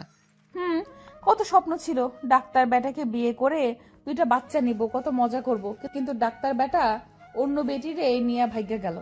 কপাল খারাপ আমার। আমরা একটা বাচ্চা কিনে নিয়ে আসতে পারবো তো, তাই না? পালন নেওয়া বাচ্চা আর নিজের গর্ভধারণ করা বাচ্চার মধ্যে অনেক পার্থক্য। আর আমি আপনার সাথেই তো থাকবো না, কিছুদিন যাক, ডিভোর্স দিয়ে দেব। ডিভোর্সের কথাটা শুনে মনটা খারাপ হয়ে গেল। বাসর রাতে ডিভোর্সের কথা শুনতে হইতেছে। কত স্বপ্ন ছিল এই রাত নিয়ে, কিন্তু স্বপ্নগুলো স্বপ্ন রয়ে গেল। কপাল। বাসর রাতের কথা চিন্তা করতেছি। সেতুর দিকে তাকিয়ে দেখি সেতু ঘুমিয়ে গেছে। আমিও সেতুর পাশে শুয়ে পড়লাম। সকালে সেতুকে জড়িয়ে ধরে ঘুমিয়ে আছি। আমার ঘুম সেতুর আগেই ভাঙছে, কিন্তু উঠি নাই, কারণ সেতুকে জড়িয়ে শুয়ে থাকতে ভালোই লাগছে। তখনই সেতুয়ের ঘুম ভেঙে গেল, আর সেতু নিজেকে ছাড়ানোর চেষ্টা করছে, কিন্তু পারছে না। পরে সেতু এমন একটা কাজ করলো যে কাজটা আমি ভাবতেই পারি নাই। সেতু আমার কাছে থেকে ছাড়াতে না পেরে গালের ভিতর চিমটি মারল, আর আমিও বলে উঠলাম। গালে হাত দিয়ে দেখি যেই জায়গায় চিমটি দিছে ওই জায়গা দিয়ে রক্ত বের হচ্ছে। এটা দেখে মেজাজটা খারাপ হয়ে গেল। লজ্জা করে না আপনার আমাকে জড়িয়ে ধরতে? যত সব ফালতু ছেলে। বউকে জড়িয়ে ধরে ঘুমালেই সবকিছু হয় না, সন্তান জন্ম দেওয়ার ক্ষমতা থাকতে হয়। আমি কি বলবো না বলবো খুঁজেই পাচ্ছি না। কথা বলার ভাষা হারিয়ে ফেলেছি। একজনের একটা সমস্যা থাকতেই পারে, তাই বলে কথায় কথায় এইরকম। কিভাবে বলবো? হ্যাঁ, তাড়াতাড়ি আমাকে ডিভোর্স দিবেন। এটা শুনে আরও মেজাজটা খারাপ হয়ে গেল। পরে মারলাম একটা থাপ্পড়। এত ডিভোর্স করস কেন রে? ডিভোর্স কি খুব ভালো জিনিস নাকি? ডিভোর্স দিলে আমার কিছুই হবে না, আর তোর সাথে ছেলেরা কথা বলবে, কিন্তু কেউ বিয়ে করার জন্য না, শুধু তোর দেহ লুটার জন্য। এইগুলো বলে আমি চলে আসলাম বাহিরে। বিয়েটা কীরকম হলো তা আপনারা জানেননি, তাই আমাদের বাড়িতে বেশি আয়োজন নেই। আমার ভালো বন্ধু আছে আমার বাড়ির পাশে, ওর নাম রবি। আমি রবিদের বাড়িতে চলে গেলাম। মনটা ভালো ছিল না, তাই game mode do not disturb চালু করে গেম খেলা শুরু করলাম আমি আর রবি। সেতুকে এসব কথা বলার পরে সেতুর আরও রাগ করেছে। সেতু ফ্রেশ হয়ে বাইরে এসে সবার সাথে কথা বলতেছে। আম্মু আব্বু আমাকে খুঁজতেছে, কারণ সকালে একেবারেই আমাকে দেখে নাই। 12টার সময় গেম থেকে বের হয়ে দেখি 50টার মতো মিসড কল উঠে আছে। দেখি আম্মুয়ের নাম্বার থেকে কল এসেছে, আব্বু কল দিছে, আরেকটা অপরিচিত নাম্বার। আমি রবিদের বাড়ি থেকে বের হয়ে বাড়ির দিকে হাঁটা ধরলাম, আর অপরিচিত নাম্বারটাতে কল ব্যাক করলাম। কল রিসিভ করে, কিন্তু কথা বলে না। কে আপনি? হ্যালো হ্যালো, কিন্তু কথা বলে না। কিছুক্ষণ পরে পরে বলল আমি বলার পর চিনতে পারলাম সেতু কল দিছে। পরে কলটা কেটে দিছি। দেখি বাড়ির কাছাকাছি এসে পড়ছি। বাড়িতে ঢোকার পরপরই আব্বু আম্মু জিজ্ঞেস করলো, কই গেছিলা? রবিদের বাড়িতে গেছিলাম। এই কথা বলার সাথে সাথে শুরু হলো বকাবকি। আমি চুপচাপ সব কিছু শুনে ঘরে গেলাম, গিয়ে ফোনটা চার্জ দিলাম। ঘরে সেতু বসে আছে। আমাকে দেখে জিজ্ঞেস করলো, কই গেছিলেন এত সকালবেলা? কই গেছিলাম তুমি শুনে কি করবা? ফোনটা চার্জে দিয়ে বাইরে এসে পড়লাম। আমাদের বাড়িতে হালকা কিছু আয়োজন করা হয়েছে সেতুদের বাড়ি থেকে। 2-3 জন লোক আসবে আমাদের নিতে। আমি ফ্রেশ হয়ে ঘরে গিয়ে শুয়ে আছি, আর সেতু বসে থেকে ফোন চাপতেছে। ফোন চার্জে, তাই টিপতেও পারছি। সেতুর দিকে তাকিয়ে আছি। ওরকম তাকিয়ে থাকেন কেন? তখনই একটা ফোন আসলো। দেখি আমার বন্ধুর গার্লফ্রেন্ড এবং আমার ন্যাংটাকালের বান্ধবী ফোন দিছে। নাম হলো মিথিলা। ফোন চার্জে ছিল, তাই রিসিভ করে স্পিকার বাড়িয়ে দিয়ে বললাম, কি রে শয়তান, বিয়ে করলি আর একটু কইলিও না? তাতেই আবার বলতি বিয়ে করার সময় তোদের ছাড়া বিয়ে করবি না। হঠাৎ করে সব কিছু হয়ে গেছে, রবিকে বলার টাইম পাই নাই। রবি বলল তোর বউ দেখতে একদম বাজে। আমার দেখে রবির হিংসা হয়েছে, ওটা সুন্দর না তাই। আরও কি শুনলাম? কি শুনলি? শুনলাম রাতে বলে বিলাই মারতে পারস নাই। ধুর বেটি, এসব কি বলস? এমনি বললাম রে। পরে কথা কইরো, ফোন চার্জে আছে। আগে তো অনেক কথা বলতি, এখন বউ হয়েছে না, কথা বলবি কেন? বাবু রাগ করো না, রবি চিপাই নিয়ে চকলেট দিবনি। বান্দর, চিপাই নিয়ে চকলেট দিবে মানে? রবিকে বললো, রবি বলবনি কিভাবে চিপাই নিয়ে চকলেট দিতে হয়। এই কথা বলে কলটা কেটে দিলাম। আমি কেটে না দিলে কথা বলতেই থাকতো। ফোনটা রেখে সোজা হয়ে পিছনে তাকাতেই পারি নাই, দেখি সেতু দাঁড়িয়ে আছে। মেয়েটা কে ছিল আর আমাকে খারাপ দেখা যায় এটা বললো কেন? মেয়েটা কে আছে তোমাকে বলবো কেন? আর যাকে দেখতে যেরকম লোকে তো তাকে সেরকম বলবে। তুমি ওকে বাবু বললা কেন? ভালো লাগছে তাই বলছি। আর আপনি থেকে তুমি বলছো কেন? আমি তোমার বড়, সম্মান দিয়ে কথা বলবা। সে তো ঘরে বউ রেখে অন্য মেয়ের সাথে কথা বলতে লজ্জা করে না? লজ্জা করবে কেন? তোমাকে তো ডিভোর্স দিয়ে দিব।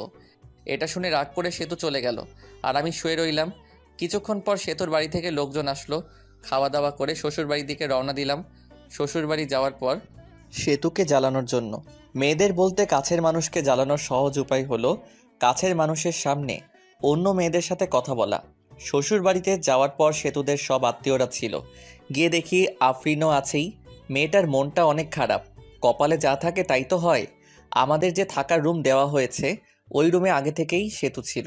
পরে গেলাম, গিয়ে দেখি সেতুর বোনগুলো একসাথে বসে আছে। আমিও তাদের সাথে যোগ দিলাম। ওদের ভিতর থেকে একটা মেয়ে, দুলাভাই কত হ্যান্ডসাম। ও মা তাই নাকি? তুমিও অনেক কিউট। সেতুর সাথে বিয়ে না হলে তোমাকেই বিয়ে করতাম। সবাই হেসে দিল। তখন আরেকটা মেয়ে, দুলাভাই সেতুকে হানিমুনে কই নিয়ে যাবেন? সেতুকে নিয়ে হানিমুনে যায় কি হব? হানিমুন তো শালিদের নিয়ে যাইতে হয়, তাহলে মজা বেশি হয়। আমি তো ভাবছি সেতুকে রেখে তোমাদের সবাইকে নিয়ে হানিমুনে যাব। আহারে, সেতুকে রাইখা গেলে সেতু কষ্ট পাইবো। সেতু আনরোমান্টিক একটা মেয়ে। সেতুকে নিয়ে হানিমুনে গেলে টাকাটাই নষ্ট। তা না, তোমরা অনেক রোমান্টিক মনে হইতেছে। সেতুর দিকে তাকিয়ে দেখি সেতু সাপের মতো ফসফস করতেছে। যা, তোরা সবাই যা, ঘর থেকে বের হ। আমি ঘুমাবো, অনেক ঘুম ধরেছে। চলে যাচ্ছি। তোর স্বামীর ভাগ আমি নেব না। এই বলে সবাই চলে গেল। সেতু দরজা আটকিয়ে দিল আর আমার কাছে এসে বলতে লাগলো, ছি ছি, অন্য মেয়েকে হানিমুনে যেতে চাও, শরম করে না? বুঝলাম না, আমি তো ওদের সাথে মজা করে বলছি। পরে সেতু শুয়ে পড়ল। আমিও শুয়ে থেকে গেম খেলতেছি ফুল সাউন্ড দিয়ে, যেন সেতু ঘুমাতে না পারে। বাইরে গিয়ে গেম খেলুন, আমার ঘুমের সমস্যা হচ্ছে। সমস্যা হলে অন্য ঘরে গিয়ে ঘুমাও। সেতু পরে ফোনটা নিয়ে রেখে দিল। আমিও বাচ্চাদের মতো শুয়ে রইলাম। এভাবে ঝগড়া, সেতুর অপমান। আমি কোনোদিন বাবা হতে পারবো না। সে ডিভোর্সও চাই প্রতিদিন। আমিও কিছুই বলি না। 7 দিন শুনলাম এসব। এখন রংপুর চলে যাচ্ছি। অফিসে সেতুকে রেখে যাচ্ছি। পরে সব কিছু ঠিক করে সেতুকেও নিয়ে যাব। সবার কাছ থেকে বিদায় নিয়ে নিলাম। এখন সেতুর কাছে গেলাম। ভালোভাবে থেকো আর দোয়া করিও আমার জন্য। দোয়া করে কি হবে? তুমি মরলেই তো আমি খুশি হব। তুমি এটা বলতে পারলে? যেটা সত্যি ওটাই বললাম। আমি আর কিছু না বলে চলে আসলাম। বের হয়ে হাসি মুখে আব্বু আম্মুর কাছ থেকে বিদায় নিলাম। কিন্তু ওই সময় আমার খুব কষ্ট হচ্ছিল। মনে হইতেছিল যে আমি কান্না করি। আমি এত বিরক্তকর হয়ে গেছি যে কেউ একজন আমাকে মারার কথা বলছে। ভিতরে কষ্ট আর বাইরে হাসি নিয়ে চলে গেলাম চাকরি করতে। সকালের গাড়িতে গেছি, তাড়াতাড়ি পৌঁছাইছি। রাতে আম্মুর ওই জায়গায় কল দিছিলাম। আম্মুকে জিজ্ঞেস করছি সেতুর কথা। সেতুকেও ফোন দিছিলাম, কিন্তু রিসিভ করেনি, কেটে দিছে। পরের দিন সকালে উঠে অফিসের জন্য রেডি হয়ে অফিসে গেলাম। যাওয়ার পরেই পিয়ন এসে বলল, ম্যাডাম আপনাকে ডাকলো। আমি ভাবতে লাগলাম আগে তো স্যার ছিল, এখন ম্যাডাম কই থেকে আসলো। ভাবাভাবি বাদ দিয়ে গেলাম ম্যাডামের রুমের সামনে গিয়ে। ম্যাডাম আসতে পারি? আসেন। আমি ভিতরে গিয়ে ম্যাডামকে দেখে তো অবাক, কারণ ম্যাডাম আর কেউ নয়, বিয়েবাড়ি সেই আফরিন। আফরিন দেখে ভয় পেয়ে গেলাম। বিয়েবাড়িতে যা কিছু করছি চাকরি থেকে বের করে দেয় নাকি আবার। ভয়ে ভয়ে কাছে গিয়ে, আপনি আমাকে ডেকেছেন ম্যাডাম? তা কেমন আছেন? আর আপনার বউ কেমন আছে? আমি ভালো আছি, আর আমার বউও ভালো আছে। ভালো থাকলেই ভালো। ম্যাডাম, সেদিনের ভুলগুলোর জন্য দুঃখিত, মাফ করে দিবেন। ওইসব আমি ভুলে গেছি। আপনার বউকে সাথে নিয়ে এসেছেন? না, কিছুদিন পরে নিয়ে আসবো। নিয়ে আসলে আমাদের বাড়িতে নিয়ে যান সময় করে। আপনি বসের কি হন? আপনার বস আমার বাবা হয়। এমনি আপনার সাথে দেখা এবং অফিসটা ঘুরে দেখতে এসেছি। ম্যাডাম তাহলে আসি, অনেক কাজ করতে হবে, অনেক দিন পর আসলাম, দেখতেই তো পারছেন। এরপর কোনোদিন দেখা হলে ম্যাডাম বলবা না, নাম ধরে বলবা এবং তুমি করে বলবা। জি। পরে আসলাম কেবিনে বসে কাজ করা শুরু করলাম। কাজ শেষ করে ম্যাচের দিকে রওনা দিলাম। আজকে অফিস ছুটির আগে বের হয়েছি, কারণ হলো একটা বাসা খুঁজে বের করতে হবে। ম্যাচে তো আর বউ নিয়ে থাকা যাবে না। বাসা খুঁজেও পেলাম, বাসা ঠিক করে ম্যাচে ফিরলাম। পরের দিন বাসায় শিফট হব। পরে বাসায় শিফট হলাম। এখন বাসায় থেকে অফিস যাওয়া আসা করি। আমি রংপুর এসেছি 7 দিন হয়ে গেছে। এই 7 দিনে সেতুকে কল মেসেজ দিছি, কিন্তু কোনো রিপ্লাই পাইনি। একদিন সেতু আব্বু আম্মু এবং সেতুর আব্বু আম্মু সবাই একখানে বসে থেকে গল্প করছিল। তখন সেতু সবাইকে একটা প্রশ্ন করে, আম্মু, ওর কি কোনোদিনও বড়সড় অ্যাক্সিডেন্ট হয়েছিল? না, শুভ খুব সাবধানে চলাচল করে। সবাই নাই করলো, কারণ আমার তো অ্যাক্সিডেন্ট হয়নি। কিন্তু ও তো বললো ওর একটা বড় অ্যাক্সিডেন্ট হয়েছিল, তারপর থেকে ওর বাবা হওয়ার ক্ষমতা হারিয়ে ফেলেছে। তোমার সাথে মজা করার জন্য বলেছে এসব। ও তো কোনো ডাক্তার দেখানোর জন্য হাসপাতালেও যায়নি। আমি তো অনেক বড় ভুল করে ফেলেছি। কি ভুল? আমি তো শুভর কথা বিশ্বাস করে শুভর সাথে অনেক খারাপ ব্যবহার করছি। শুভর কাছে ক্ষমা চেয়ে নিও, তাই হবে। পরে সেতু ওইখান থেকে চলে আসে আর ঘরে এসে ভাবতে লাগে পুরনো কথাগুলো। এখন শুভকে কিভাবে পটানো যায় সেটাই ভাবতে হবে। শুভকে জানানো যাবে না যে আমি এসব জানি।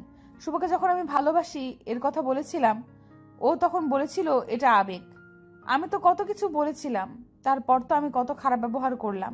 এখন শুভ কি আমায় মেনে নিবে? এখন শুভ ভালোবাসার কথা বললে কি ভাববে? শুভর সাথে তো আমি এই কয়েকদিন কথাও বলিনি। অনেকবার ফোন দিছে, আমি তোর ফোনটাও ধরিনি। পরে তো আবার ফোন দিবেই, তখন কথা বলবো। এখন আমি আর সেতুকে কল দেই না। উকিলের সাথেও কথা বলছি ডিভোর্সের ব্যাপারে। সে যত দ্রুত সম্ভব উকিল কাজটা করে দিতে চাইছে। 7 দিন চলে যায়, তাও সেতুকে একবারই কল দেই না। সেতু আমাকে কল দেয়নি। সেতুর এখন আর ভালো লাগে না। সেতুর শুধু ইচ্ছে হয় শুভের সাথে কথা বলবে। সেতু মিস করে ওই দিনগুলো যে দিনগুলোতে শুভকে দেখতেই পারে নাই। শুভ কত কিছু বলেছে। যখন সেতুর ফোনটা বেজে ওঠে তখনই সেতুর মনে হয় শুভ মেসেজ দিছে বা কল দিছে, কিন্তু শুভ কোনো মেসেজ বা কল দেয় না। সেতু শুভকে কল দিতে চায়, কিন্তু কোনো একটা কিছু কারণে শুভকে মেসেজ বা কল দিতে পারে না। এখন আর শুভের সেতুর কথা মনে পড়ে না। শুভের প্রথম প্রথম অনেক কষ্ট হয়েছে, আর নিজেই নিজেকে দোষ দেয়। সেতুকে মিথ্যা কথা বলাটা ঠিক হয়নি। এদিকে সেতু সবসময় মন মরা হয়ে বসে থাকে। কারোর সাথে বেশি কথা বলে না, শুধু শুভের কথা ভাবে। শুভের সাথে কথা মন চায় কিন্তু পারে না। ধৈর্য ধরে থাকে শুভ তাকে ফোন দিবে, কিন্তু শুভের নাম্বার থেকে কল আসে না। 1 মাস হয়ে গেছে, কিন্তু শুভ আর সেতুর মাঝে কথা হয় না।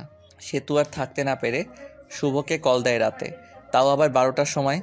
যে সময় শুভ ঘুমে মগ্ন হয়ে আছে। প্রথমবার ফোন ঢোকার পর ফোন রিসিভ করলো, কারণ শুভ তো ঘুম ভাঙেনি। পরের বার কল দিতেই শুভের ঘুম চোখে দেখে একটা কল এসেছে। পরে নাম্বার না দেখেই কলটা রিসিভ করে বলে, হ্যালো, কে? আমি। আমিটা কে? আমাকে চিনতে পারোনি? আমি সেতু। আরে বোন, কোন সেতু? আর এত রাতে ঘুমে ডিস্টার্বের জন্য কল করছো কেন? আমি তোমার বউ সেতু। বউ কথাটা শুনে শুভ নাম্বারটা ভালোভাবে দেখলো। সেতুই কল দিছে। পরে ভাবতে লাগলো, আব্বু আম্মুর কোনো কিছু হলো নাকি? এত রাতে ফোন দিছে সেতু। আব্বু আম্মুর কিছু হয়েছে নাকি ফোন দিচ্ছে? আব্বু আম্মুর কিছুই হয়নি, কথা বলার জন্য ফোন দিছি। ফাইজলামি রাখো। বিএফ লগে ভাইগা গেছো নাকি? আবার এখন প্রবলেম হয়েছে দেখে ফোন দিছো? আচ্ছা, কোনো কিছু ভেবো না, সরাসরি আমার এখানে চলে আসো। আমি সবাইকে ম্যানেজ করে নিব। ঘরে স্বামী থাকতে অন্য পুরুষের সাথে পালিয়ে যাব কেন? স্বামী তো শুধু কাগজে কলমে। আচ্ছা বাদ, কালকে অফিসে যেতে হবে ভাই। আর এত রাতে কোনোদিন কল দিবা না, যত সব ফালতু। এটা বলে ফোনটা কেটে দেই আর বন্ধ করে রেখে ঘুমিয়ে পড়ে। এদিকে সেতুর মনটা আরও খারাপ হয়ে যায়। আমি কি এতটাই খারাপ ব্যবহার করেছি যে শুভ ভেবে নিতেছে আমার বয়ফ্রেন্ড আছে? ছি, নিজেকে নিজের উপর ঘৃণা হচ্ছে। আর কিভাবে শুভ আগে মেসেজ দিত, কেমন আছো, কি করো, কথা বলার জন্য ফোন দিত, আর এখন কথাই বললো না, ঘুরে ফিরে আমাকে অপমান করলো। সারা রাত না ঘুমিয়ে পার করে রাত, আর ডিসিশন নেই শুভের এখানে চলে আসবে, কারণ শুভ বলেছিল বাসা ভাড়া নিছে, আর যেতেও বলেছিল আমাকে। সকালে উঠে আব্বুর কাছে গিয়ে বলে, আব্বু আমাকে শুভর বাসায় রাইখা আসেন, আমি যাব, এটা ওকে বলবেন না। আব্বুও মেনে নেয়, আর বিকেলের গাড়িতে তারা রওনা দেয়। আমার এখানে এসে আব্বুর দরজায় কলিং বেল চাপ দিই। শুভ তখন ভাবতে থাকে এই সময় আবার কে আসলো। অলসতা নিয়ে দরজা খুলতে যায়, দরজা খুললে তো অবাক শুভ। শুভ তখন আব্বুকে বলে, তোমরা আসবা, বলবা না? আসলে স্ট্যান্ডে আগায় যেতাম। সেতু বলল তোকে সারপ্রাইজ দেবে, তাই না জানিয়ে চলে আসলাম। আচ্ছা বসো, তোমাদের খাবারের ব্যবস্থা করি। শুভ সেতুর সাথে কোনো কথাই বলে নাই। একবার তাকিয়ে দেখেছিল সেতু অনেক শুকনা হয়ে গেছে। মনে হলো অনেক দিন ধরে খাবার ঠিকমতো খায় না আর ঘুমায়ও না। সেতুকে দেখেও না দেখার ভান করলো। সেতু আমার দিকে অসহায়ের মতো তাকিয়ে আছে। সেতুর দিকে লক্ষ্য না করে আমি খাবার কিনতে গেলাম। অবশ্য নিজেই রান্না করে খাই। আজকে শরীরটা ভালো ছিল না, তাই রান্না করিনি। হোটেল থেকে খাবার এনে আমি আব্বু সেতু খাইতে বসছি। তুমি কি প্রতিদিন বাজারের কেনা খাবার খাও নাকি? না আব্বু, রান্না করেই খাই। আজকে ভালো লাগছিল না, তাই রান্না করিনি। তোমরা আসবে জানলে রান্না করতাম। আরে ভাই, আমি সব কিছুই রান্না করতে পারি। এই সব কিছু রান্না আমার মা আমাকে শিখাইছে। খাবার খেয়ে আব্বুকে রুমে দেখিয়ে দিলাম, আর আমি আমার রুমে চলে আসলাম। সে তো আগে থেকে আমার রুমে গিয়ে বসে আছে। আমার রুমটা অনেক সুন্দর করে সাজিয়ে রেখেছি। রুমটা এমনভাবে সাজিয়েছি যেটা লিখে প্রকাশ করতে পারছি না। ঘরে গিয়ে দেখি সেতু বিছানায় শুয়ে কার সাথে যেন কথা বলছে। কথা বলা দেখে জিজ্ঞেস করলাম, বিএফের সাথে কথা বলো নাকি? তখন সেতু ফোনটা রেখে, আচ্ছা তোমার সমস্যাটা কি বলো তো? সেদিন এই বিএফ এর কথা, আবার আজকেও বলতেছো বিএফ এর কথা। আমি অতটাও খারাপ না যে ঘরে স্বামী রেখে অন্য ছেলের সাথে প্রেম করব। পরবর্তীতে এরকম কথা বলবেন না। স্বামী তো শুধু কাগজে কলমে, কিছুদিন পর তো ডিভোর্স হয়ে যাবে। ডিভোর্সের পর পটাতে হবে, তাতে সময় লাগবে। ডিভোর্সের পর যেন তাড়াতাড়ি বিয়ে করতে পারো সেই জন্য হয়তো আগেই পটিয়ে রাখছো। আর হ্যাঁ, তোমার জন্য একটা খুশির খবর আছে। আমি উকিলের সাথে কথা বলছি, কিছুদিন পরই ডিভোর্স পেপার দিয়ে দিবে। তখন আর আমার মুখ দেখতে হবে না। ডিভোর্সের কথা শুনে সেতুর মুখটা শুকিয়ে গেছে, আর সেতুর চোখের জল এসে পড়েছে। ওদিকে লক্ষ্য না রেখে বললাম, শুয়ে পড়ো, রাত অনেক হয়েছে। সেতু চুপচাপ অন্যদিকে হয়ে শুয়ে পড়ল। আমিও কোলবালিশটা জড়িয়ে ধরে ঘুমিয়ে পড়লাম। সকালে ঘুম থেকে উঠে দেখি সেতু আমাকে জড়িয়ে ধরে ঘুমিয়ে আছে। জড়িয়ে ধরে আছে দেখে সেতুকে ধমক দিয়ে বললাম, আমাকে জড়িয়ে ধরে আছো কেন? আমাকে জড়িয়ে ধরে থাকতে পারো না, কারণ আমার সন্তান জন্ম দেওয়ার ক্ষমতা। এটা বলে ওয়াশরুমে চলে গেলাম। পরে সেতু রান্না করলো, আমি বসে থেকে ফোন চাপলাম। খাবার খেয়ে আমি অফিসের জন্য বের হলাম, আর আব্বু বলল চলে যাবে, তাই তাকে গাড়িতে উঠাই দিতে বাস স্ট্যান্ডে গেলাম। আব্বুকে গাড়িতে তুলে দিয়ে আমি অফিসে চলে গেলাম। অফিসে যাইতে দেরি হয়েছে। অফিসে গিয়ে ডেস্কে গিয়ে বসতে বসতে পিয়ন এসে বলে গেল, ম্যাডাম যাইতে বলছে। ম্যাডাম অনেক দিন পর আসলো। পরে গেলাম, জিয়ে নাম ধরে ডাক দিলাম, আফরিন কেমন আছো? ভালো। তুমি কেমন আছো? আর অফিসে আসতে দেরি করলা যে? আব্বু সেতুকে ডাকতে এসেছিল, আমি আব্বুকে গাড়িতে তুলে দিয়ে আসলাম, সেই জন্য দেরি হলো। ও, তোমার বউ এসেছে? কালকে আমার জন্মদিন, সেই জন্যই আসছিলাম তোমাকে দাওয়াত দিতে। সো সেতুকে নিয়ে চলে যাবা। আমাদের বাড়িতে না গেলে কিন্তু আমি কেক কাটবো না বলে দিলাম। আরে তোমার জন্মদিনে আমি না যাই, আমি তো আগেই যাব। হাসিটা অনেক সুন্দর। ঘরে বউ রেখে আরেকজনকে ইমপ্রেস করার চেষ্টা নাকি শুভ সাহেব? না, যেটা সত্যি ওটাই বললাম। হুম, আমি তাহলে কাজ আছে। ঠিক আছে, যাও। পরে এসে কাজ করতে লাগলাম। কাজ করা শেষ করে দুপুর টাইম হয়েছে, তখন ফোনটা বেজে উঠল। ফোনটা হাতে নিয়ে দেখি সেতু কল দিছে। রিসিভ করার ইচ্ছা না থাকা সত্ত্বেও কলটা রিসিভ করলাম। হ্যালো, কে? আমি। ফোন দিছো কেন? দুপুরে খাবার খাইছো? খাইলেই কি আর না খাইলেই কি? আমার অনেক কিছু। তোমার সাথে কথা বলার সময় নাই। এটা বলে ফোনটা কেটে দিলাম। আপনারা ভাবছেন সেতুর সাথে এরকমভাবে কথা বলছি কেন? সেতু যেদিন আমাকে মরে যাওয়ার কথা বলেছে, সেদিন থেকে সেতু আমার মন থেকে উঠে গেছে। মনে থেকে একবার উঠে গেলে ওই মনে ওই মানুষটিকে বসানো যায় না। দুপুরের খাবার খেয়ে আবার কাজ করা শুরু করলাম। কাজ শেষ করে বাড়িতে গেলাম। যাওয়ার পর সেতুকে বললাম, আমি কিছু কেনাকাটা করে যাব, তোমার কি কিছু লাগবে? আমি একটা নতুন ড্রেস কিনবো। আমি ফ্রেশ হয়ে আসতে আসতে তুমি রেডি হও। আমি ফ্রেশ হয়ে এসে দেখি সেতু সুন্দর করে সেজে বসে আছে। সেতুকে ঠিক হলুদ পরীর মতো লাগছে। সেতুর দিকে হা করে তাকিয়ে আছি। সেতু বলল, ওইরকম করে তাকিয়ে থাকলে আমি ক্ষয়ে যাব। পরে আমার হুঁশ ফিরল। আমিও রেডি হয়ে বাইরে এসে রিক্সার জন্য দাঁড়িয়ে আছি। তখনই একটা রিক্সা থেকে ভার্সিটির ভালো একটা বান্ধবী নেমে এসে জড়িয়ে ধরে বলল, দোস্ত, কি খবর? কেমন আছিস? তোর তো খোঁজ খবর পাওয়াই যায় না। এরকমভাবে কেউ জড়িয়ে ধরে নাকি? মানুষ দেখলে কি ভাববে? সেতুর দিকে তাকিয়ে সেতু তো পুরাই আগুনের মতো গরম হয়ে আছে। এর মধ্যেই সেতু বলে উঠল, এই ফালতু মেয়ে, এভাবে জড়িয়ে ধরে আছেন কেন? শুভ, কে রে এই মেয়ে? এ হলো। আমি হলাম ওর বিয়ে করা বউ। তুই বিয়ে করলি কবে? আমাকে একটু জানালিও না। আপনারা জানায় কি হবে? ওর থেকে 2 ফিট দূরে গিয়ে দাঁড়ান। শুভ ভাবি এরকম করে কথা বলছে কেন? ওর একটু রাগ বেশি তো, পরে তোর সাথে কথা বলিও। পরে বান্ধবী চলে গেল। ওই মেয়েটা আপনাকে জড়িয়ে ধরলো কেন?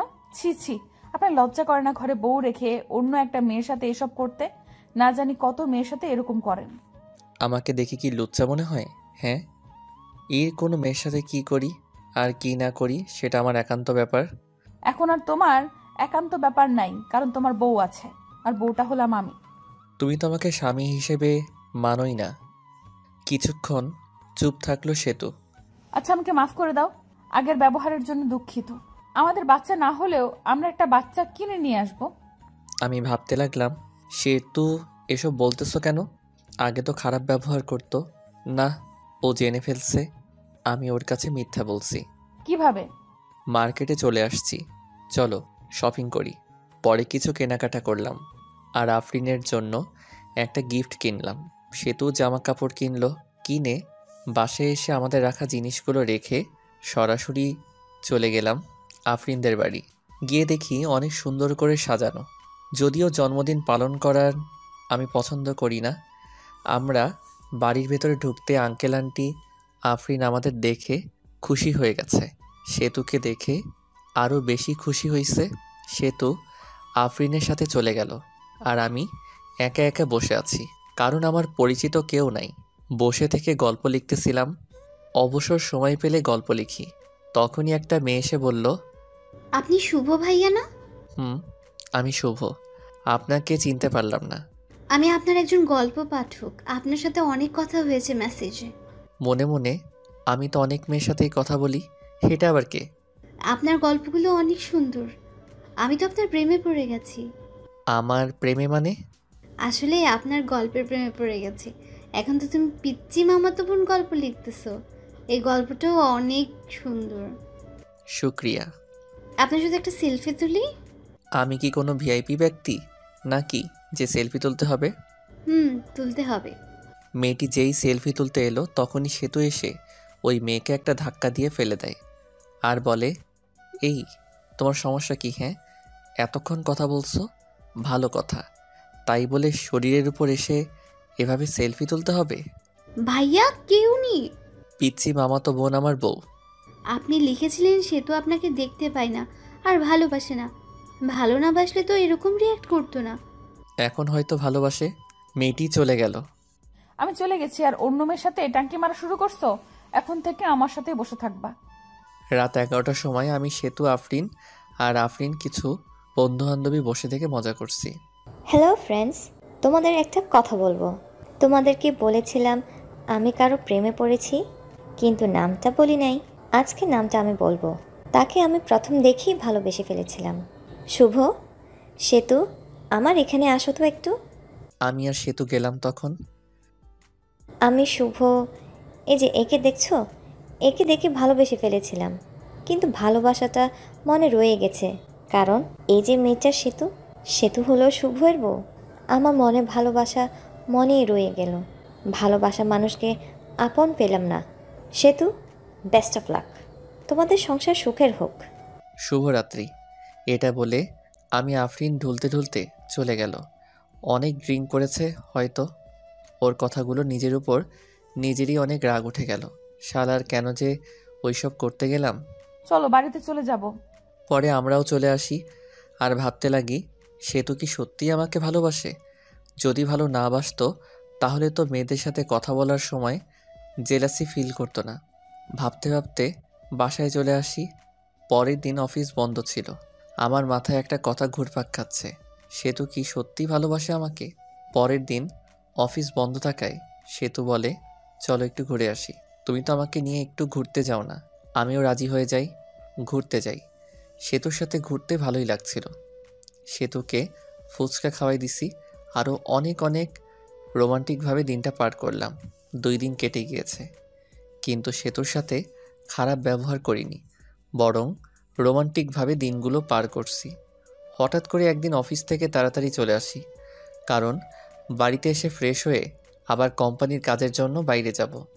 দরজায় এসে ধাক্কা দিতেই দরজা খুলে গেল। ঘরে ঢুকে দেখি সেতু মনে হয় কারোর সাথে কথা বলছে, মিষ্টি মিষ্টি হেসে।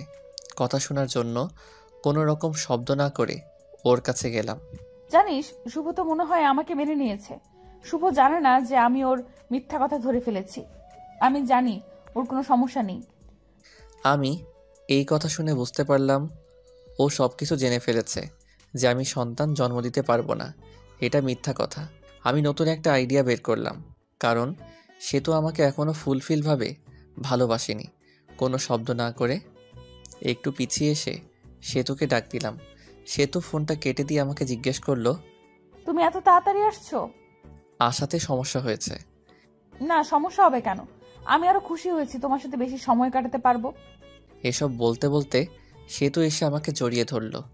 জড়িয়ে ধরে ঠোঁটে একটা শুকনা চুমু দিল। আমি সেতুকে ছাড়িয়ে ফ্রেশ হতে চলে গেলাম। ফ্রেশ হয়ে এসে দেখি সেতু টেবিলে খাবার সাজিয়ে রেখেছে। খাইতে বসলাম। সেতুকে বললাম, তুমি খাইছো? না। চলো একসাথে খাই। নিজের হাত দিয়ে খাইতে ইচ্ছে করছে না। আসো আমি খাওয়াই দেই। সেতু খুশি হয়ে গেল। খাবার খেতে সেতুকে জিজ্ঞেস করলাম, আচ্ছা সেতু, তুমি তো এখন সত্যিই ভালোবাসো আমাকে, তাই না? অনেক ভালোবাসি। এই যে আমি বাবা হতে পারবো না, এটা যখন তোমার রিলেটিভরা জানবে, তখন তোমাকে অনেক কিছু বলতে পারে। তখন কি তুমি আমাকে ছেড়ে দিয়ে চলে যাবে? লোকে কি বলুক তাতে আমার কিছুই যায় আসে না। আমি তোমাকে কখনোই ছেড়ে যাব না। আমি দীর্ঘ একটা নিঃশ্বাস নিলাম। কথা বলার মাঝেই খাবার খাওয়া শেষ। খাবার খাওয়া শেষ হওয়ার পর রেডি হয়ে সেতুকে একটা চুমু দিয়ে কাজের জন্য বের হলাম। বাড়ি থেকে বের হয়ে একটা বন্ধুর সাথে দেখা করলাম। ওই বন্ধুর বড় ভাই ডাক্তার, আর তাকে দিয়ে একটা মিথ্যা রিপোর্ট বানাবো। পরে ওই বন্ধুকে সব কিছু খুলে বলি, আর বলি তোর ভাবির ভালোবাসা পরীক্ষা করার জন্য একটা ফেক রিপোর্ট বের করতে হবে। রিপোর্টটা হলো আমি যে বাবা হতে পারবো না, এটার রিপোর্ট। বন্ধু প্রথমে রাজি হয়নি, পরে অনেক জোরাজোরিতে রাজি হয়েছে। পরে সব কিছুই বুঝিয়ে দিয়ে চলে গেলাম আমার কাছে। কাজ থেকে আসলাম, আর আসার সময় সেতুর জন্য আইসক্রিম আর ফুচকা নিয়ে আসলাম। যা দেখে সেতু অনেক খুশি হয়ে গেল। প্রতিদিনই অফিস থেকে আসার সময় সেতুর জন্য কিছু না কিছু নিয়েই আসি। এটা দেখে সেতু দেখে অনেক খুশি হতো, আর আমাকে একটা কিস করতো। 7 দিন যাওয়ার পর রিপোর্ট বের করে। পরে আমি আমার বন্ধুকে বলি, এটা বাড়িতে গিয়ে দিয়ে আসবি যখন আমি অফিসে থাকবো। বন্ধু তাই করে। আমি অফিসে থাকাকালীন বন্ধু আমার বাড়িতে যায় আর রিপোর্টটা দেয়, আর সেতু রিপোর্টটা নিয়ে পড়তে থাকে। পড়ে দেখে শুভ কোনোদিন বাবা হতে পারবে না। ওখানে এসব লেখা আছে, আর কারণও লেখা আছে। সেতুর মনটা তখন খারাপ হয়ে যায়। কি করবে সে বুঝতে পারে না। শুভর সাথে করবে না না করবে কিছুই বুঝতে পারে না। শুভর সাথে থাকার সময়গুলোর কথা ভাবতে থাকে। এসব ভাবতে ভাবতে কোন দিক দিয়ে সময় পার হয়ে যায় সে তো জানেই না। আর আমিও অফিস থেকে চলে আসি, আর সেতুর জন্য ফুচকা নিয়ে আসি। বাড়িতে এসে দেখি সেতু মনটা খারাপ করে বসে আছে। আমি সেতুকে ডাক দেই আর বলি, সেতু কি মন খারাপ? তোমার কি তোমার আব্বু আম্মুর কথা মনে পড়ছে? সেতু কোনো কথা না বলে রিপোর্টের কাগজটা আমার হাতে নিল। আমি কাগজটা হাতে নিয়ে বললাম, এসব তো তুমি জানো। তাহলে তোমার বাবা মাকে জিজ্ঞেস করার পর তোমার বাবা মা তাহলে বললো কেন যে তুমি মিথ্যা বলছো, যে তুমি বাবা হতে পারবে না? কারণ আম্মু জানে না। সেতু এই কথা শুনে মুখটা থেকে রাগী বানিয়ে চলে গেল। আমি ফ্রেশ হতে চলে গেলাম। ফ্রেশ হয়ে এসে কিছু খেয়ে নিলাম। সেতুর সাথে কথা বলার চেষ্টা করতেছি, কিন্তু সেতু দরজা খুলছে না। পরে আমি বাইরে বসে থেকে ভিডিও দেখছি। ভিডিও দেখতে দেখতে সন্ধ্যা হয়ে গেল। তখনও সেতু ঘর থেকে বের হলো না। এখন বুঝতে পারলাম সেতু কেন মন খারাপ করে বসে আছে। আমিও ভাবতে থাকলাম, সেতু কি তাহলে আসলেই আমাকে ভালোবাসেনি? সেতু এতদিন কি তাহলে মিথ্যা ভালোবাসতো আমাকে? সেতু তো ঘর থেকে বের হচ্ছে না। সন্ধ্যার রান্নাটা মনে হয় আমারই করতে হবে, তাই রান্না করতে গেলাম। রান্না করার প্রায় শেষ, তখন ঠান্ডা পানি মনে গরম পানিতে হাত দিছি, আর হাতটা গেল পুড়ে। পরে ওমাগো বলে চিৎকার দিয়ে উঠি, কিন্তু আফসোস ধরার মতো কেউ নাই। পরে নিজেই হাত ধরে ঠান্ডা পানিতে কিছুক্ষণ ডুবিয়ে রাখলাম। এরপর ডাক্তারের কাছে গিয়ে হাতটা মেডিসিন লাগিয়ে নিয়ে আসলাম। হাত একেবারে ছুলে গেছে, দেখতে অনেক বৃষ্টি হয়ে গেছে। রান্নার কাজ শেষ করে সেতুকে ডাক দিলাম। বললাম, সেতু, দুপুরের খাবার খাওনি, এখন রাতের খাবারটা খেয়ে নাও, তা না হলে শরীর খারাপ করবে। তুমি হয়তো আমাকে মেনে নিতে পারছো না। ঠিক আছে, আমার ডিভোর্স পেপার রেডি আছে, তোমাকে দিয়ে দেব, তোমাকে মুক্তি দিয়ে দেব। আসো, তাও খেয়ে নাও। পরে সেতু বের হলো। আমার হাতটা সেতুকে দেখাইনি। পরে সেতু চুপচাপ খেয়ে নিল। আমি আর খেতে পারলাম না, কারণ গুনে গুনে আমার ডান হাতটাই পুড়েছে। হাতের কষ্টের থেকে মনের কষ্ট অনেক বড়। সেতুকে অনেকটা ভালোবেসে ফেলেছিলাম। হাত পোড়ার কারণে হাতে জ্বালা পোড়া করছে, আবার মনটাও ভালো নাই। সেতুর সাথে কাটানো সময়ের কথাগুলো ভাবছি। কত সুন্দর ছিল দিনগুলো। এসব ভাবতে ভাবতে চোখে জল এসে গেছে। মনে হচ্ছে চিৎকার করে কাঁদি। ঘুম ধরছেই না, এমনিতেই হাতে জ্বালাতন করতেছে, আবার ক্ষুধা লাগছে। রাত 12টা বেজে গেছে। বসে থেকে কান্না করতেছি। কষ্ট আর সহ্য হতেছে না। অনেক কষ্ট হইতেছে, যেটা হয়তো লিখে প্রকাশ করতে পারবো না। চোখ দিয়ে জল থামছেই না। তখনই কাঁধে কারো হাতের ছোঁয়া পেলাম। পিছনে তাকিয়ে দেখি সেতু দাঁড়িয়ে আছে, চোখের জলটা মুছে। তুমি এখানে কি করো এত রাতে? আপনি কি করেন? আমার ভালো লাগছে না, তাই আমি বসে আছি। আমারও ভালো লাগছে না, তাই আমিও বসে থাকতে এলাম। তোমার আবার ভালো লাগবে না কেন? তোমার ভালো লাগার কারণে তোমাকে ছেড়ে দিতেছি। ডিভোর্স পেপার তো রেডি আছে, কালকে সকালে নিয়ে আসবো। মন খারাপ করো না তাও। মেয়েদের সাথে ফষ্টি নষ্টি করতে পারো না বলে ডিভোর্স আমাকে দিয়ে দিবে, তাই না? এসব কি বলো? তুমিও বললা ডিভোর্স দিতে। সে তো আমার কলার ধরে বলল, ওই, আমি কখন ডিভোর্স চাইলাম বল? আমি তো চুপচাপ ছিলাম। আমি বাবা হতে পারবো না শুনে তুমি মন খারাপ করে ঘরের দরজা দিয়ে বসেছিলে, তো এটা বোঝাই যায় তুমি আমার সাথে থাকতে চাও না, ডিভোর্স চাও। আর একবার ডিভোর্সের কথা বললে ঘাড়টা মোটকে দিব বলে দিলাম। আসলে আমি সরি, আমার ভুল হয়েছে। আমিও তোমাকে ছাড়া থাকতে পারবো না। আমি তোমার সাথে কাটানো সময়গুলোর কথা ভাবলাম, তুমি আমাকে কতটা কেয়ার করো ওইটা ভাবলাম। বাচ্চা হবে না তো কি হয়েছে, আমরা একটা বাচ্চা কিনে নিয়ে আসবো। সত্যি তুই আমাকে ছেড়ে যাবে না? মরার আগ পর্যন্ত যাব না। আজকে ব্যবহারের জন্য ক্ষমা প্রার্থী। আমরাই তো। সেতুকে আমাকে জড়িয়ে ধরে আছে, আমিও ধরছি। রোমান্টিক ওয়েদার আমাদের মাঝে। সেতু শরীরের সাথে একটু ডান হাতটা লাগলেই উহ বলে উঠলাম। কি হয়েছে তোমার? আমি তখন সেতুকে হাতটা দেখালাম। সেতু তো চমকে উঠল। এরকম হলো কেমনে? আজকে রান্না করার সময় এরকম হয়েছে। সেতু এর চোখে জল এসে গেছে। আমি আসলে সরি, আমার সন্ধ্যার সময় এরকম ভাবে থাকা উচিত হয় নাই। তোমার অনেক কষ্ট হচ্ছে তাই না? হুম তাহলে তুমি তো ভাতও খাও নাই তাই না? হুম পরে সেতু প্লেটে ভাত নিয়ে এসে আমাকে খাওয়াই দিল। আমি খাইতেছি আর মাঝে মাঝে হাতে কামড় দিই। খাবার খাওয়া শেষ করে আমার বুকের উপর সেতু শুয়ে আছে। আমি সেতুর মাথায় হাত বুলিয়ে দিচ্ছি। পরে দুজনেই ঘুমিয়ে পড়ি। এখন থেকে শুরু হলো রোমান্টিক সংসার। হঠাৎ করে একদিন সেতু মাথা ঘুরে পড়ে যায় আর আমি ডাক্তারখানায় নিয়ে যাই। ডাক্তার বলে, খুশির খবর, আপনি বাবা হতে চলেছেন। এটা শুনে আমি অনেক খুশি হই। সেতুকে বলতেই সেতু মুখটা গোমড়া বানিয়ে বলে, আমার পেটে বাচ্চা আসলো কিভাবে? তুমি তো বলেছিলে বাবা হতে পারবে না, আর রিপোর্টেও লেখা ছিল। ও, ওইসব ছিল সাজানো নাটক। ওই রিপোর্ট ছিল সাজানো। তুমি আম্মুর কাছে থেকে জানছিলা। আমার কোনো সমস্যা নাই, এটা আমি জানতে পারি। আর আমি তোমার ভালোবাসা কতটুকু সত্যি এটা জানার জন্য এসব করছি। তুমি ভালো না, তুমি অনেক পচা। রাগ করো না লক্ষ্মী সোনা, একটু হাসো প্লিজ। সেতু একটা মিষ্টি হাসি দেয়।